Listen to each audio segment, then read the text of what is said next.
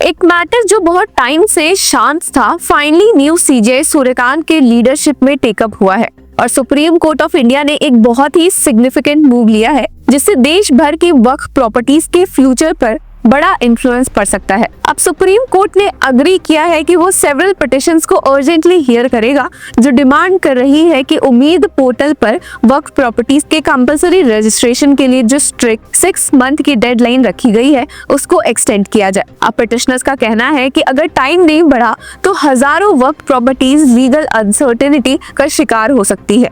अब इस मैटर को सुप्रीम कोर्ट तक लेके आने वाले पिटिशनर्स में सबसे प्रोमिनेंट नाम है all India Muslim personal law board, साथ ही AIMIM लीडर असाउद्दीन ओवैसी का और कई और कम्युनिटी स्टेक होल्डर्स भी इस केस में मौजूद है। अब ये लोग कह रहे हैं कि existing deadline will negatively affect thousands of Waqf properties क्योंकि डॉक्यूमेंटेशन प्रोसेस काफी कॉम्प्लिकेटेड है, स्पेशली उन प्रॉपर्टीज के लिए जो वक्फ बाय यूजर कैटेगरी में आती है। पिटिशनर्स की अर्जेंट लिस्टिंग के रिक्वेस्ट को सुनते हुए सुप्रीम कोर्ट की बेंच, जिसमें की जस्टिसेस दिबांकर दत्ता एंड ऑगस्टीन जॉर्ज मशी शामिल थे, ने आर्ग्यूमेंट्स को प्रोग्रेस करते हुए रिमार्क किया कि ये मैटर रिक्वायर्स इमीडिएट अटेंशन क्योंकि टाइमलाइन खत्म होने वाली है। अब एडवोकेट फुजैल अहमद आयूबी ने कोर्ट को बताया कि the 6 months timeline for mandatory registration is nearing it's and, जिस पर बेंच ने सीरियस नोट लिया और एक इम्पोर्टेंट डायरेक्शन पास किया। List these applications along with IA number on December 1, 2025। इसका मतलब क्लियर है, कोर्ट सारे कनेक्टेड प्लीज को एक साथ दिसंबर 1, 2025 को सुनेगा। ये अनाउंसमेंट खुद में काफी रिलीफ या कंसर्न दोनों हो सकता है, depending on which side you are on. पर अब थोड़ा बैकग्राउंड भी समझना बेहद जरूरी हो जाता है। यूनियन गवर्नमेंट ने जून 6 को उम्मीद पोर्टल लॉन्च किया था। फुल फॉर्म है इसका unified Waqf management empowerment efficiency and development. Union government का पर्पस सिंपल नहीं, काफी एम्बिशियस था। पूरा एक सेंट्रल डिजिटल डेटाबेस बनाना जिसमें इंडिया की हर वक्फ प्रॉपर्टी का रिकॉर्ड हो, जियो टैग्ड हो और ट्रांसपेरेंट हो। अब गवर्नमेंट का कहना है कि ये स्टेप वक्फ प्रॉपर्टीज के मैनेजमेंट को करप्शन फ्री और ऑर्गेनाइज्ड बनाएगा। लॉन्च के टाइम पर गवर्नमेंट ने इसे ओपनली डिस्क्राइब किया था as a historic step for the Muslim community. लेकिन जैसे हर बड़े लीगल रिफॉर्म के साथ होता है, इस पर 2 मेजर साइड्स एग्जिस्ट करती है। एक तरफ गवर्नमेंट का स्टैंड है कि पब्लिक एसेट्स को ऑर्गेनाइज्ड एंड ट्रांसपेरेंट होना चाहिए ताकि मिसयूज, एनक्रोचमेंट और फ्रॉडुलेंट ट्रांसफर्स को रोका जा सके। दूसरी तरफ पिटिशनर्स का इशू इक्वली रियल है। ग्राउंड रियलिटी डॉक्यूमेंटेशन की थ्योरी से बहुत अलग होती है। उनका आर्ग्यूमेंट है कि बहुत सी वक्फ properties old traditional community users पर बेस्ड है, उनके पास कोई फॉर्मल पेपर वर्क या मॉडर्न डॉक्यूमेंट्री प्रूफ नहीं है। अब यही मेन पॉइंट आता है वक्फ बाय यूजर का। ये टर्म उन प्रॉपर्टीज के लिए यूज होती है जो डेकेड से रिलीजियस और चैरिटेबल यूज में है, लेकिन किसी रिटन वक्फ डीड के थ्रू ऑफिशियली रजिस्टर नहीं की गई। एग्जाम्पल के तौर पर कोई कब्रिस्तान जो 100 साल से चल रहा हो, कोई छोटी पुरानी मस्जिद या मस्जिद का लॉन, कोई दरगाह का एरिया या कोई मदरसा लैंड जहां लोग तब से आते रहे हैं जब से रिटन डॉक्यूमेंटेशन का कल्चर था ही नहीं। अब इन प्लेसेस पर पेपर वर्क का डिमांड करना एक कल्चरल लॉस का नियर या फिर आइडेंटिटी क्राइसिस जैसा हो सकता है, जैसा कि लोगों का मानना है। अब पिटिशनर्स का कहना है कि मेनी सच प्रॉपर्टीज में face legal uncertainty if the deadline is not extended. अब कोर्ट ने पहले भी 15 सितंबर के इंटरिम ऑर्डर में कुछ controversial provisions of Waqf act 2025 को स्टे किया था। अब व्यूअर्स, ये इंटरिम ऑर्डर आया था फॉर्मर CJI BR गवई के टेन्योरशिप में और इसमें कुछ कंट्रोवर्शियल प्रोविजंस जिन्हें की स्टे किया गया था।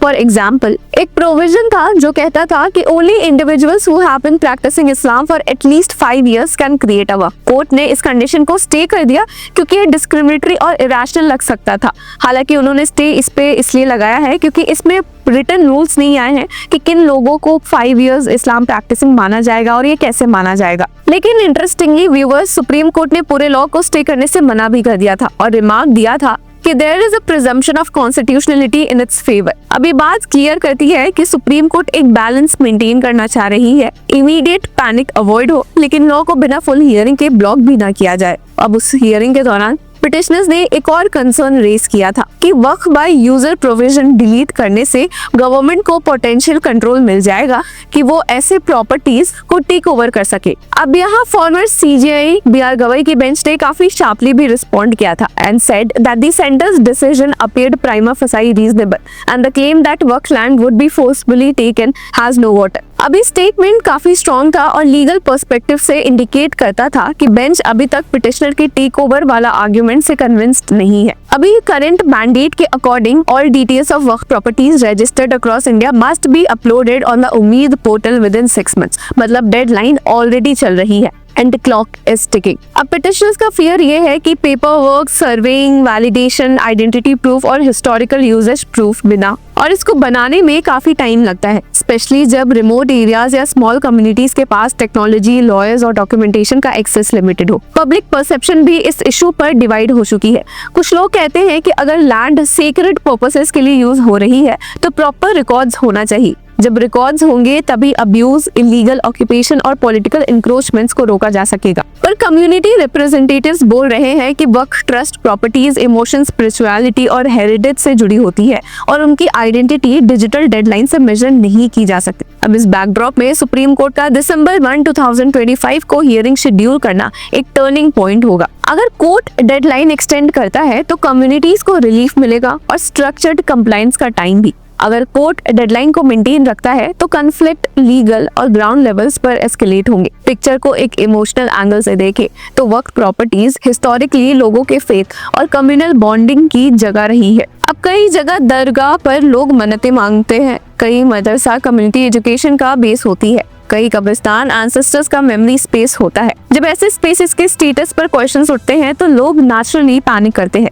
और एक पॉलिटिकल डायमेंशन भी इस केस में एग्जिस्ट करता है, क्योंकि वक्फ लैंड इश्यूज हिस्टोरिकली कंट्रोवर्सी का सेंटर रहा है। वक्फ बोर्ड्स पर करप्शन के एलिगेशंस, लैंड ग्रैबिंग एक्यूजेशंस और पॉलिटिकल इन्फ्लुएंस की कहानियां नई नहीं है। गवर्नमेंट का डिजिटल ट्रांसपेरेंसी मॉडल इस करप्शन को ही टारगेट करता हुआ है, लेकिन पिटिशनर्स इसको कल्चरल डायलूशन थ्रेट कहते हैं। अब सबसे इंटरेस्टिंग बात है, इस केस की फ्यूचर ट्रेजेक्टरी पूरे देश में मुस्लिम चैरिटेबल प्रॉपर्टीज के लीगल स्ट्रक्चर को रीडिफाइन कर सकती है। अगर डिजिटल रजिस्ट्री का मॉडल सक्सेस होता है तो इंडिया लीगल मॉडर्नाइजेशन के एक नए फ्रेमवर्क में एंटर करेगा, और अगर कम्युनिटीज की अप्रोच सक्सीड होती है तो ट्रेडिशनल यूजेज और कस्टमरी लॉ को लीगली प्रोटेक्ट किया जाएगा। तो व्यूअर्स, आज का सवाल सिंपल लगता है लेकिन आंसर बहुत ही कॉम्प्लेक्स है। ट्रांसपेरेंसी जैसे मॉडर्न आइडियल्स एंड हेरिटेज जैसे इमोशनल एंगल्स के बीच की फाइट कोर्ट के सामने खड़ी है। अब सबकी नजर एक ही डेट पर है, दिसंबर 1, 2025। That day the court will hear all connected pleas together, और उस दिन डिसाइड होगा कि ये जर्नी उम्मीद बनेगी या अनसर्टेनिटी। तो आप बताइए, आप क्या सोचते हैं? क्या डिजिटल रजिस्ट्रेशन से ट्रस्ट और ट्रांसपेरेंसी बढ़ेगी या फिर heritage, tradition and community identity pressure में आ जाएंगे? Let us know in the comment section. Until then, keep following Law Chakra.